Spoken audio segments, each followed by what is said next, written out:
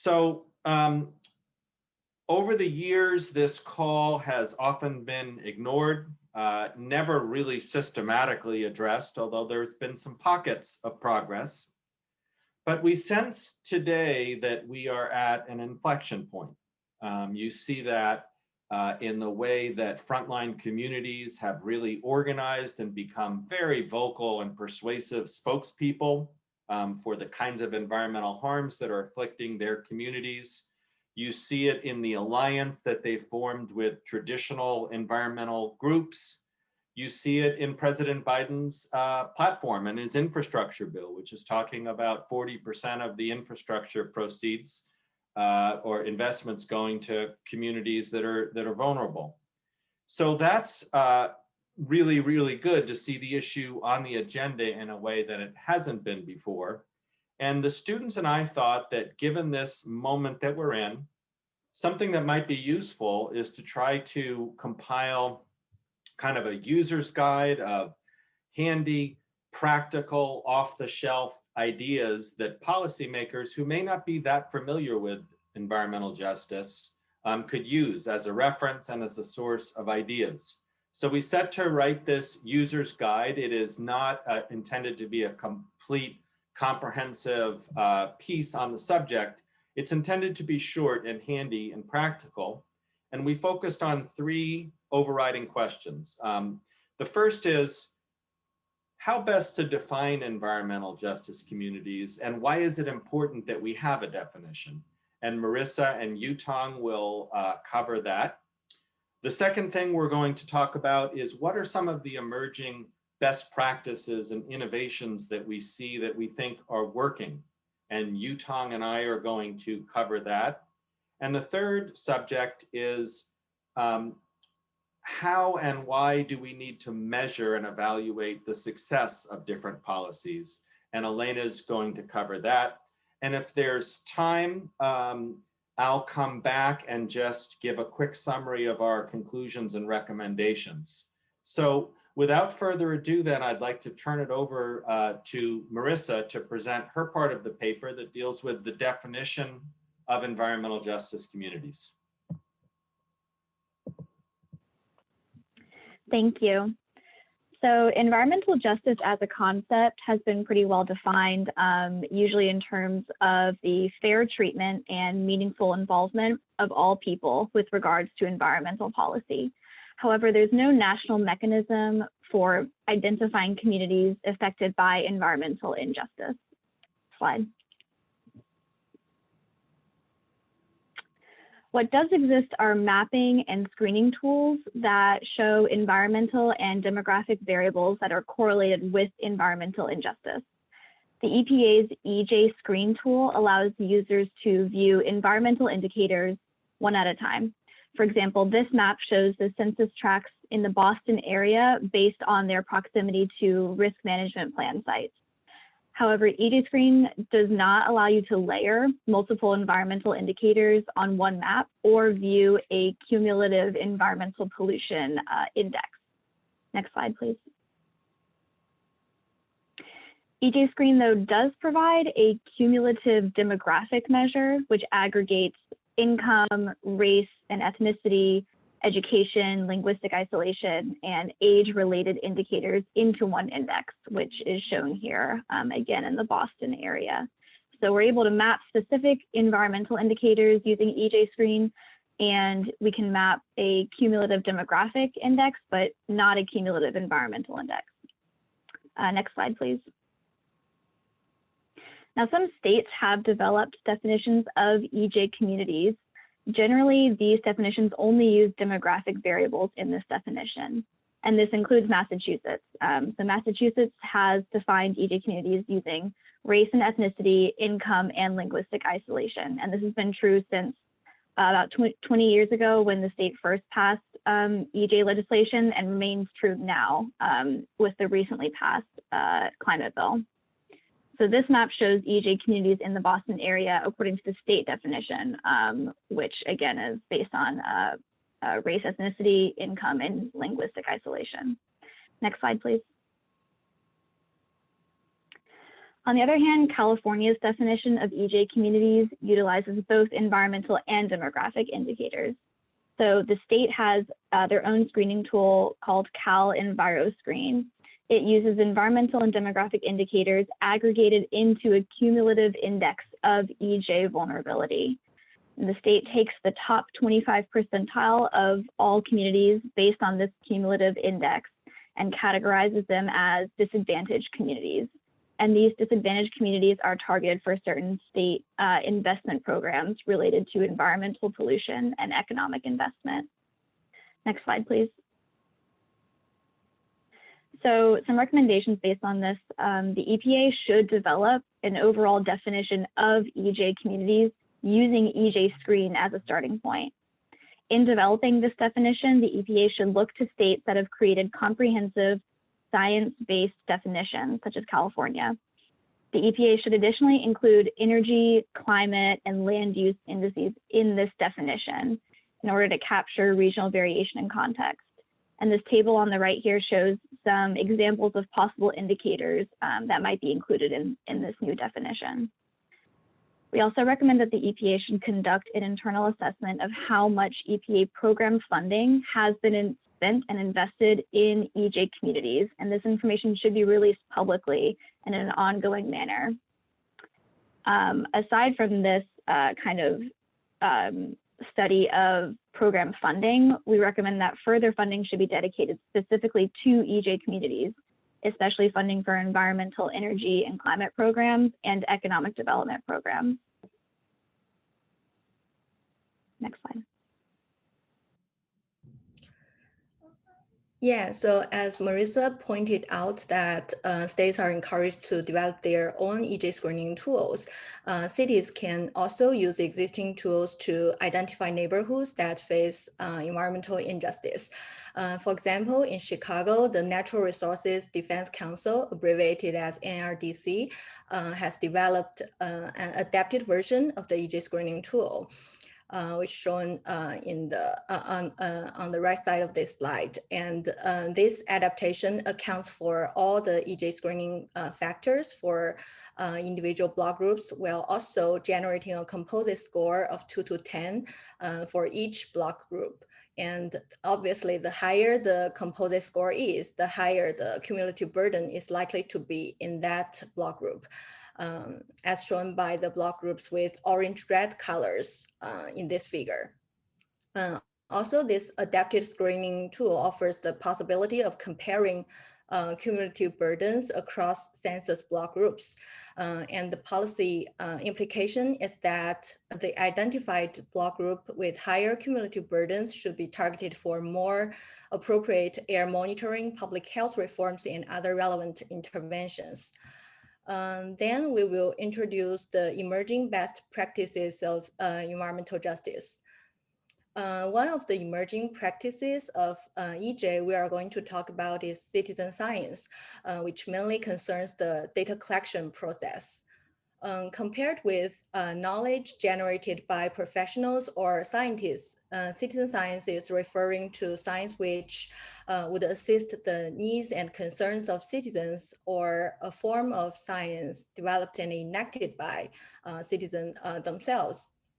It is relatively a new phenomenon and has been primarily incorporated as voluntary engagement in science within the environmental domain. And in recent years, this approach has been regarded as a powerful and effective tool to enable communities to gather knowledge and information on their environment and empower themselves to influence policymaking. And the example we are introducing here is the air monitoring network called Shared Air DFW in North Texas, which is one of the most recent examples of citizen science applied to EJ, reflecting the wisdom of the use of citizen science in data collection. And this initiative is a regional air monitoring network led by the University of Texas, Dallas, and a North Texas environmental activism group called Downwinders at Risk. And this initiative has facilitated over 100 new custom-built air quality monitors that provide real-time air quality information through an app for North Texas residents. This kind of citizen-friendly regional air monitoring network will be one of the largest networks in the US. More importantly, about half of the monitors are intended to benefit frontline and vulnerable communities by enabling them to obtain more information to support assertions that air quality is worse in areas where large communities of color or low-income communities are located, which can inform policymakers.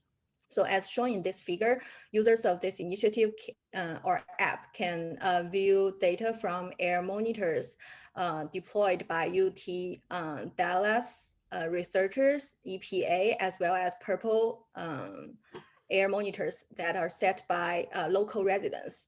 And we can see that these collective efforts that engaged by citizens themselves, can, as well as other actors such as government agencies and higher education, could potentially promote data justice and increase data availability and transparency in that region, while also empowering citizens at the individual level. And another thing to note is that although we have proposed the citizen science as one of the best and promising approaches to solve the EJ problems, it is also acknowledged that in citizen science data sets, there can exist some potential bias, although it might not be the case we introduced, because citizens in North Texas just play a major role in terms of locating air monitor devices rather than collecting and documenting data by themselves. But in some data collection types, such as temperature or identification of species, the collection of data by citizens can be biased, and volunteers would need more training because, for example, many types of animals are hard for people to recognize without background. So we have more details regarding the improvement of citizen science data sets in the policy brief, and please let us know if you are interested. And now I will turn it over to Ken to introduce other EJ practices.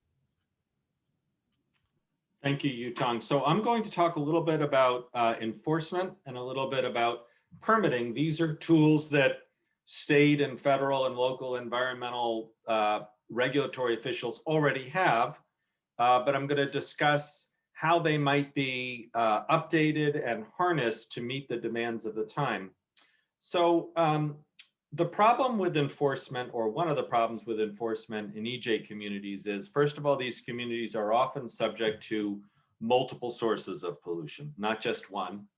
Often, both at the federal level and at the state level, different agencies have different jurisdictions over those multiple sources. Compounding that is the unfortunate fact that in EJ communities, it's often coupled with a lack of political power to spur action. So people have this pervasive experience with calling governmental officials to do something about an environmental source of pollution, and their calls don't get answered or nothing happens. So to address some of these challenges, there have been some promising approaches at the state level, in particular in California.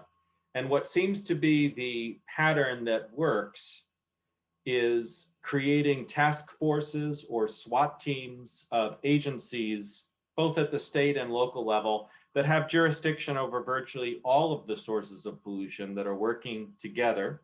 So that's the first innovation. The second is to develop and implement an enforcement regime that really takes information directly from the community. And so in California, through the Cal EPA, which is kind of an umbrella agency that has many different divisions covering most of the sources of pollution within it, they've created these task forces, and I don't have the site here, but we can get it. On the website, they go over a variety of cases where they've tried to deploy this approach, and Stockton was one of the ones that jumped out at me because it's a place that really has multiple environmental burdens. And what they did is they started with community meetings and a bus tour to educate themselves about what the environmental issues were in Stockton. They met with the community leaders and focused on three major areas: illegal dumping of waste, idling vehicles, at schools, and poor water quality. And they conducted a blitz of public education, inspections, and enforcement. And the data and the statistics about the degree to which the violation stopped and the community got involved were quite impressive. So part of our recommendation for environmental regulators is to think about a multiple interdisciplinary community-based approach. Next slide, please. A second thing we spent some time looking at is supplemental environmental projects. What this is when a company or a business is charged with violating an environmental law. Typically, the first thing they have to do is to clean up whatever mess they caused. So if they dumped a hazardous waste into the ground, they have to clean it up.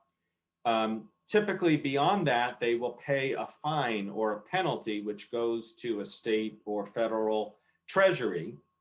But there is the alternative of taking some of the money that might otherwise go to the treasury and use it to fund a direct environmental benefit, particularly to the community that's been harmed. So an example would be an oil company pollutes drinking water, and so it buys and installs a drinking water system. EPA used to favor these supplemental environmental projects because they can really create win-win possibilities, and they issued guidelines as to how they would be deployed. Unfortunately, the whole concept of supplemental environmental projects was revoked by the Trump Justice Department, who concluded wrongly, in my opinion, that this whole practice violated federal law. Next step. But our recommendation would be that EPA should reinstate supplemental environmental projects and really target the beneficiaries of these projects to be EJ communities. And they can do that in a lot of different ways. The most obvious one would be to give extra credit for supplemental environmental projects that are done in EJ communities or that benefit EJ communities. We think that there could be a very significant financial upside. We looked at 5 years of data. EPA collected about $800 million a year in fines and penalties. If just a third of that were redirected to supplemental projects in environmental justice communities, you're talking about $270 million a year. Compare that to one of the EPA grant programs that's been funded $29 million worth of projects since 1994. So a really big potential upside here. Next slide, please. And the third thing we looked at is land use permitting and environmental justice. And in part, I have some personal experience with this issue, which is that if you're an environmental commissioner and you're being asked to rule on a particular permit, typically, the law and the regulations focus your attention on whether specific numerical thresholds for particular pollutants are being exceeded. And if they're not being exceeded, the law doesn't typically give you a lot of discretion to say yes or no. You've kind of got to go with that. And the problem with that is that you don't typically have the power to say no to a new project due to an overall unfair cumulative burden. So this is an area where we think the law does need to be reformed. And one of the models we looked at is the newly enacted New Jersey environmental justice law, which defines burdened communities. It lists the type of projects that are subject to the law. And it says that if you were to seek to build such a project in such a community, there's additional processes that you need to go through in terms of analyzing the cumulative impact. And it does empower the New Jersey DEP commissioner to deny a project if there's an unreasonable burden. And the commissioner is required to take into account the community views to answer that question. So it begins to get at the historical problem of unwanted land uses being cited in powerless communities by giving the communities themselves and regulators a tool. So I'm now going to turn this over to Alaina to get to the third part of our paper, which is how do we measure and evaluate success? Thanks, Ken. So after policy implementation, the next step in the policy process is evaluation to help us understand whether our policies are meeting their goals or what the policy's impacts are more generally. Next slide, please. So evaluation is a central component of evidence-based policymaking, which is a best practice in the US government. And it aims to increase transparency and effectiveness of policies by identifying what is or isn't working and how best to allocate resources that are limited, especially in the case of environment and environmental justice. So when we talk about environmental justice policy, we're talking about policies that are addressing the needs of the most vulnerable. And a few types of questions that we would want to ask when thinking about whether the policy is working is the policy achieving its goals? Is the policy causing any unexpected harms? And potentially, is the policy the most effective way to meet the goals we're working towards? Or, as in the case of limited resources, is there potentially a better use of the resources we're investing in to meet our policy goals? So this is a pretty compelling case for conducting evaluation, but we found that state environmental justice policies are currently not being evaluated.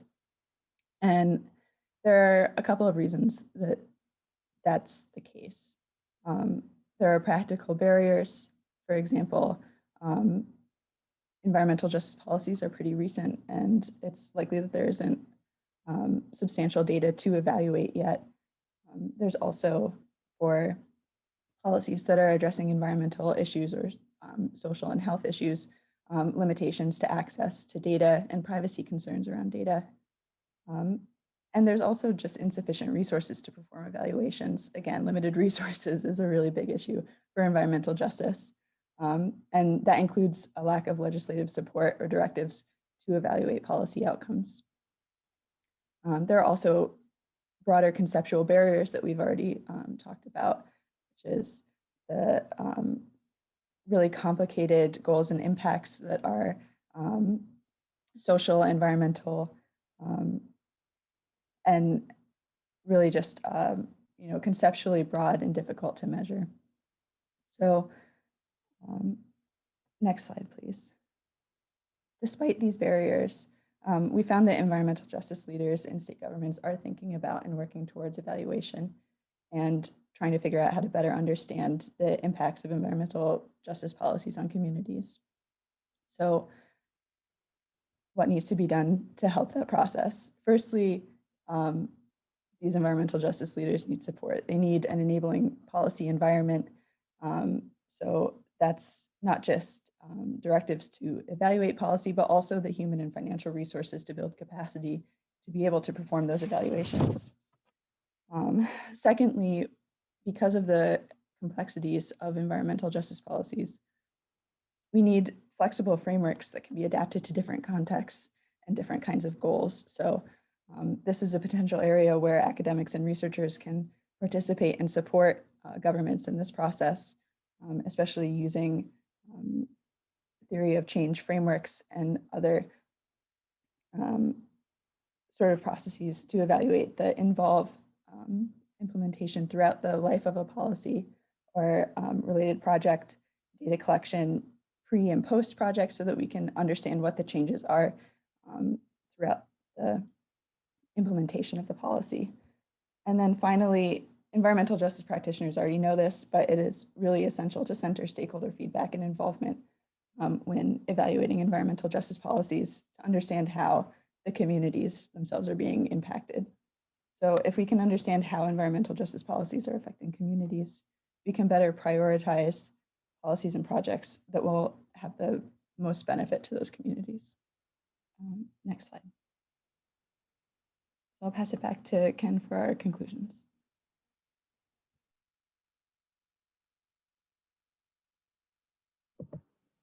Yeah, thanks everybody. So I'll just talk briefly about what our overall conclusions are and where we hope to go next with the paper. So our first and foremost recommendation is invest, invest, invest. These communities are facing these burdens and lack of benefits because of historic practice of failing to treat them fairly. And there needs to be a major investment of funds, whether it's done through a Green New Deal or an infrastructure bill or other legislative vehicles. That's probably the most important thing that needs to happen. But to make that investment really work, many of our recommendations would dovetail well. So Marisa has pointed out the importance of coming up with a national definition of EJ communities. And part of what that would enable us to do, if we had that definition, we could look at how money is being spent now and will be spent in the future and benchmark the investment with the communities to make sure that the funds are really going where we want them to be. We recommend that regulators help scale up citizen science. Yutong has identified the way in which citizens having access to data can be very, very powerful and impactful. So we'd like to see that model scaled up. I talked about environmental enforcement agencies adopting a holistic, multidisciplinary, community-based enforcement. We're calling on EPA to reinstate supplemental environmental projects, but to really use that vehicle to target environmental justice communities. And we're recommending amending permitting laws to empower a more holistic cumulative impact, which I think can be done either legislatively or perhaps by regulation.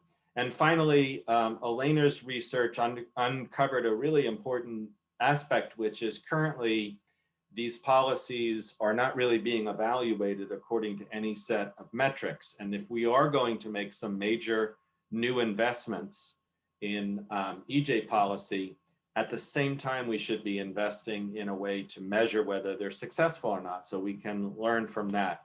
So those are the major conclusions and recommendations. What we're hoping to do is finalize the paper over the next month or so, to disseminate it to policymakers and others in the community, maybe prepare an op-ed and social media to get some attention to it. And we hope that our look at this and our identification of specific recommendations will be useful for policymakers as they move to this next level of implementing EJ policy. So I'll stop there. Great. Well, thank you all for reviewing what you've done so far and where this might have impact. I want to acknowledge that we have quite a great audience here that some of whom I know have environmental justice practical experience and advocacy work. So I do want to make sure we open it up, because I know one of the goals here is to connect the academic and kind of review that we can do within a university with very practical on the ground experiences. So I'd really welcome people to raise your hands and engage. And do you want to stop sharing the screen, Ken, so we could have a little bit more of a conversation here? That would be great. And thank you all also for being quite brief. So we have 20 minutes or so for a discussion, which is really great. And so if people want to ask questions, you can either raise your hand in the hand function or let me know in the chat that you want to ask a question, and people have already put some questions in the chat. So one of the things that I guess I just want to frame the discussion before we get into the discussion is also acknowledging that, this systemic issues that contribute to environmental injustice, some of the proposed recommendations seem insufficient, right, to get at some of the deeper challenges. And I think one of the other pieces that is, for some of us, kind of maybe the elephant in the room kind of thing is, you know, the power of the polluter elite, like those who don't want to change the way things have been and actually have hostility toward environmental protections and protections of the public good, and even about redistributing who's being burdened and who isn't, right? So, and obviously we know a lot of corporate interests are very powerful and have influenced the government and our policies and our regulations, and continue to, and are actively strategically investing to resist, right, the kinds of changes that are needed. So I guess I just put that forth as like an overarching challenge that just kind of is even a larger context for the discussion and the more specific work that you have done here. So Jen, let's see, I'm just looking at the chat. Jen Stevenson asked a question. Jen, do you want to come on and say hello, or do you want me, or I can also read the question. She asked a specific question. Hi, Jen. Sorry, yes, I can come on. My question was just, You want to introduce yourself, Jen, briefly? yes, sure. Hi, my name is Jen Stevenson Cepeda, she, her. I work at an organization called climbable.org. We're a woman-run nonprofit that works on clean energy accessibility projects in environmental justice communities. And so I want to thank you all for your presentation. It was spot on from my experience. But my question was, if there's no federal definition of EJ, which we should absolutely have, do we know how many states have a definition so that we, you know, I think it was Alaina who was saying we don't have enough data yet to see how effective their policies are, but do we even know how many states have policies? I can take this question. This is actually a topic of my dissertation proposal. So from what I found, there's no like comprehensive look at state EJ policies, a gap which I'm hoping to fill in the next few years.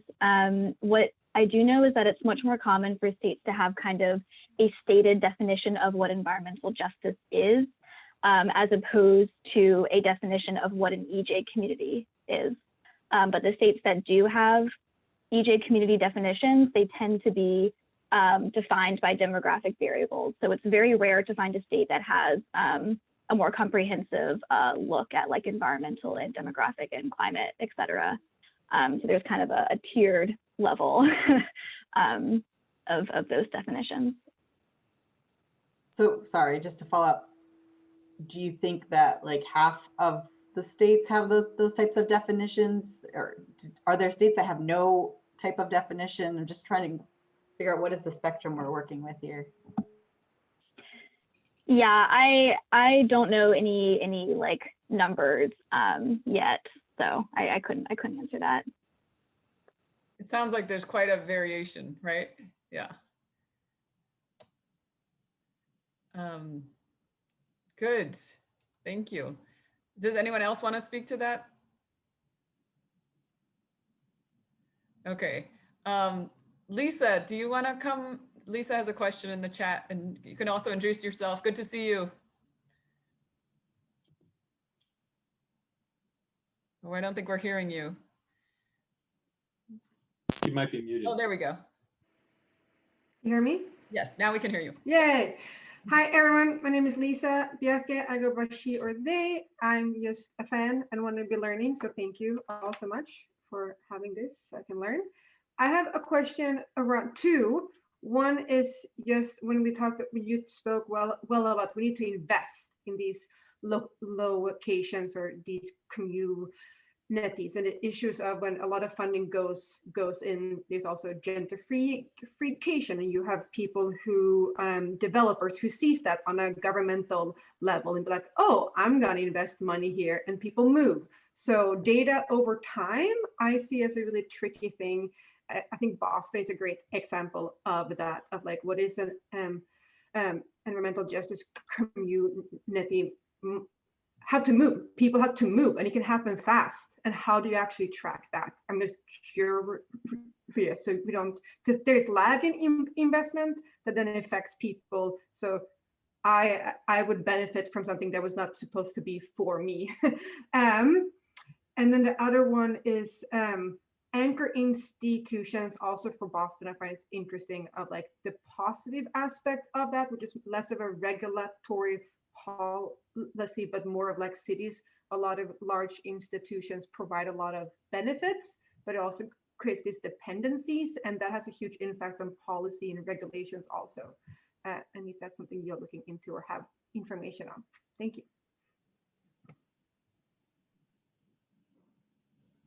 Alaina, do you want to cover the how do you address the change over time? Yeah, I think that's right up the alley of what I was talking about earlier. So I think, you know, something that's important to consider as we move forward with environmental justice policies is that it's really helpful to have baseline data to compare, you know, demographically who's benefiting, who's being impacted by the policies. So I think gentrification is something that could be identified if we're keeping track over time as a policy is being implemented. And I think that that just speaks to needing to have these evaluation frameworks from the start of policies instead of currently not at all, or even potentially at the end of policies. I don't know if that answers your question. I would just add that, you know, I do think this is so important.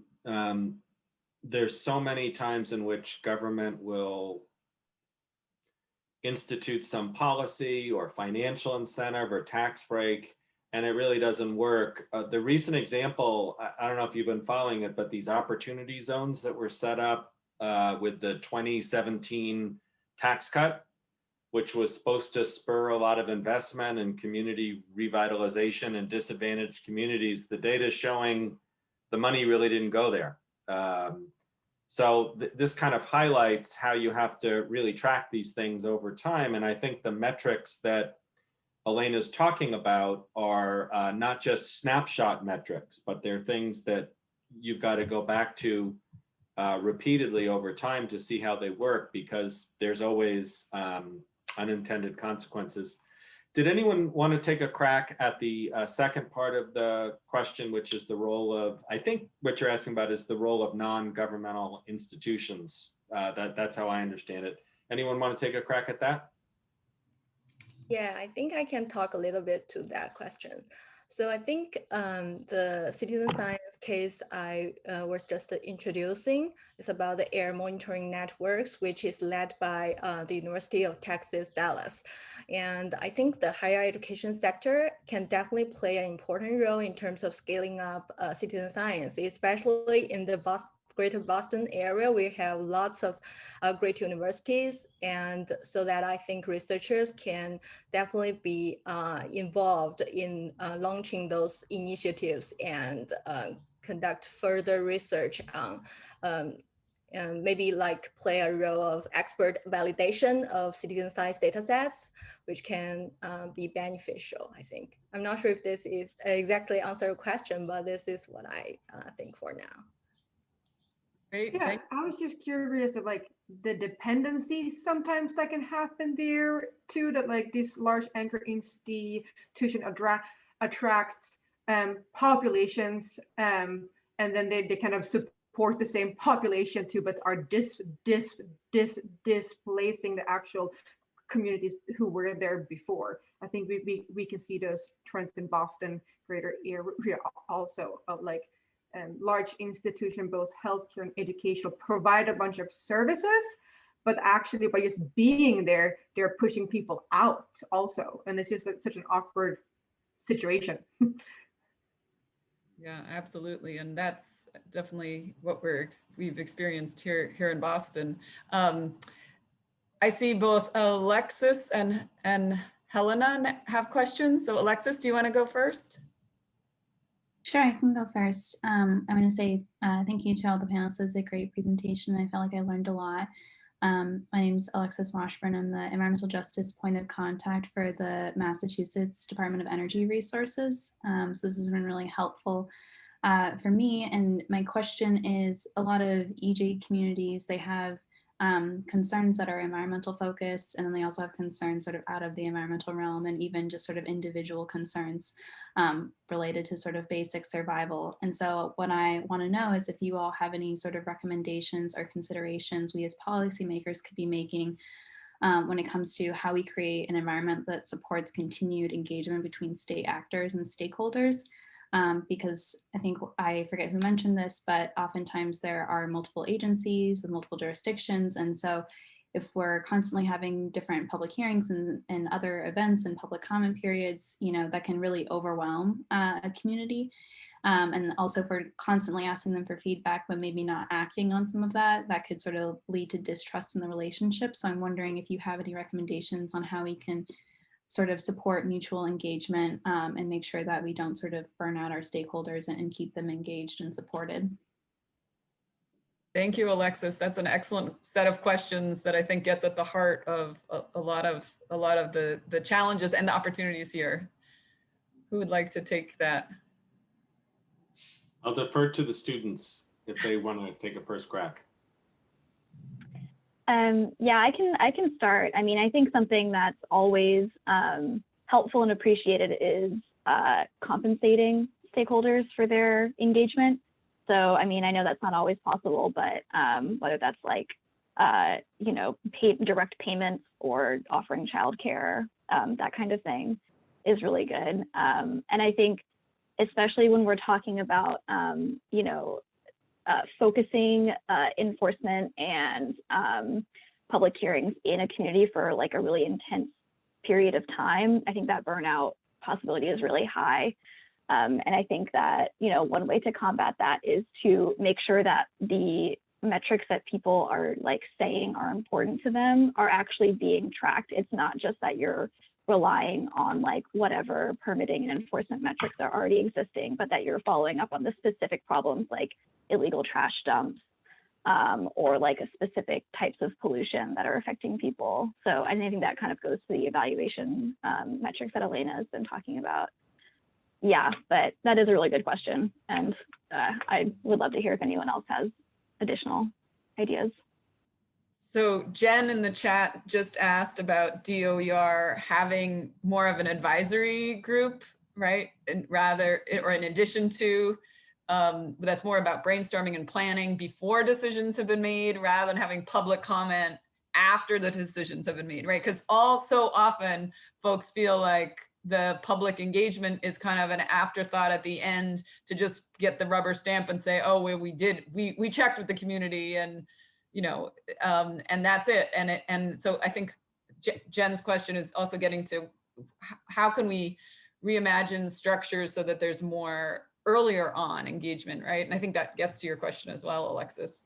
But maybe Jen is actually asking you, Alexis, whether you have some ideas or have thought about those kinds of earlier co-design or and this gets to the various ways of engaging publics, right?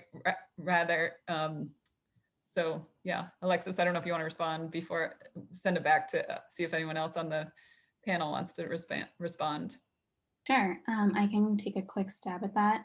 So I'd say the core of my work is focused in the energy efficiency division at the DOER, and there's sort of a huge regulatory process that surrounds that. And so right now we're in the midst of developing the next 3-year energy efficiency plan. And so as a part of that process, a year ago, because it's really sort of a year-long process developing the plan until it gets filed with the Department of Public Utilities in Massachusetts. And so our focus over the last year, there's also a energy efficiency advisory council. And so that has volunteers who are, I believe it's appointed positions from the community, so representing sort of different stakeholder groups, whether it's residential consumers or commercial businesses, among others, and then also has representation from the utilities. And so as a subgroup of that group, I've been coordinating a separate equity working group that has been focused on engaging various individuals and communities and soliciting feedback from nonprofits and other stakeholders. And so this working group process has been really successful in terms of allowing us to have focus groups and solicit really valuable feedback and then actually implement that in the plan. So the plan is, the first draft gets published on Friday, so we'll see sort of how much has been accepted and incorporated by the efficiency program administrators, but I would say that's been a really successful process and sort of having this continued open dialogue versus sort of waiting to say, these are our ideas, what do you think? But more so starting off earlier in the process and getting people to say, this is what we want to see, and then thinking about how we can come to a solution together. I would just add a couple of, I think this is a really fertile and important thing to talk about. And one of the things I liked about the Stockton enforcement example, which I talked about, the regulators didn't have a specific enforcement plan. They went to the community and took the bus tour and met with folks to find out what the real problems were. So they listened first and acted second.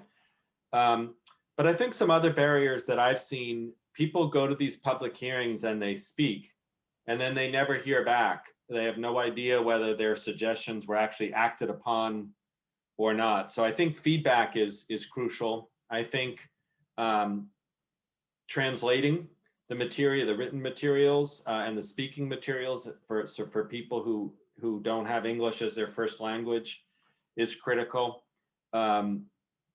And then the third thing, which has been pointed out, is the timing. Is not presenting communities with a fait accompli, but getting their feedback and voices and co-creation right from the start. And so I think these are really important lessons as we think about expending significant resources to benefit these communities. If we don't get the process right, it'll be very hard to get the results right. Great. Helena, or Helena, I'm sorry if I mispronounced your name. It's Helena, thank you. I just wanted to make a couple of quick comments and a recommendation. I loved hearing the presentations. Thank you very much for those presentations and its informative session. The comment that I would like to make is, first and foremost, I'm a president of a neighborhood association in my area of 200 plus residents. And I'm also on a coalition of neighborhood associations as we're working on trying to preserve and conserve Crane Ledge Woodlands, which is a 24-acre woodland area that borders Hyde Park, Mattapan, and Roxbury. One of the things that I've noticed is that even in working with that group and external groups in and around climate initiatives, is that while there's language and information that is presented about in the EJ community, I don't find that information, I'm not going to specifically speak to language because I'll speak to that on a different piece. I know we want to wrap up here, is not reaching the local community and residents. And I mean that be in a sense that, for instance, I live in Hyde Park area. We have a ton of neighborhood associations and they run pretty frequently and often. And this information is not filtered down into these communities that are actually defined as EJ communities. The other piece that I find that is challenging, not particularly for myself, because I've been in and around this for a while, is that specific language that is spoken to residents when we, as an introduction, intermediate, or even at the end in regards to how this connection is impactful to their life, right? To their families, to themselves, to their communities, to their state, et cetera. So for instance, I, kind of work with a group and saying, okay, I love the idea of, heat islands, but nobody in my community knows what a heat island is. Nobody in my community knows what a tree canopy is. No one in my community knows X, Y, Z. So can we until we get there to that, the next phase, we got to make that connection to who they are and explain to them why, you're in an EJ community. And I say this because I'm working with an organization, last piece, NEPRA, that I actually did an outreach to work with my community, because we have the Neponset River that runs through our community. And we were looking at different things we wanted to do along the river in our community and have come up with some wonderful ideas. But again, this is connected to the neighbors that are in my community, their their family, our specific community, and inviting other neighbors from the extended Hyde Park community to come in and enjoy it as well. So just a kind of couple of pieces along those lines. It'd be nice if there would be more circuits of conversations within neighborhood associations, within these nucleus communities that are defined as EJ communities. Thank you all again for the wonderful presentation. Thank you for your suggestions. Yeah, thank you so much, Helena. And I think that piece about, you know, the language we use and connecting with people where people are is so fundamental. And we've missed so many opportunities, right, along the way. And we continue to, unless and until we are more inclusive in not just the process, but as you said, even the jargon, right? We need to eliminate the jargon and just talk real to people. So thank you for that very important comment. So we're almost at the end. Why don't we let any of the speakers have any last few thoughts? There are some additional questions here in the chat that we haven't had a chance to get to.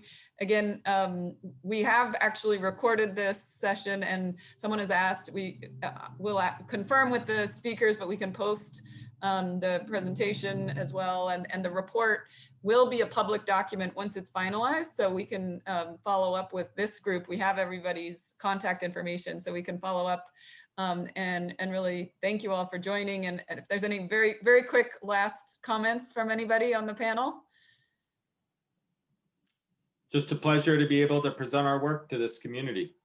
Yeah, great. Well, thank you all for joining. And obviously this is a time where there's a lot happening at multiple scales on all of these issues. So we all can engage in different ways in our own work, connecting what we talked about today. So thank you all, and thank you to the speakers. This is where we'd be clapping if we were in person. Thank you all. Thanks, everybody.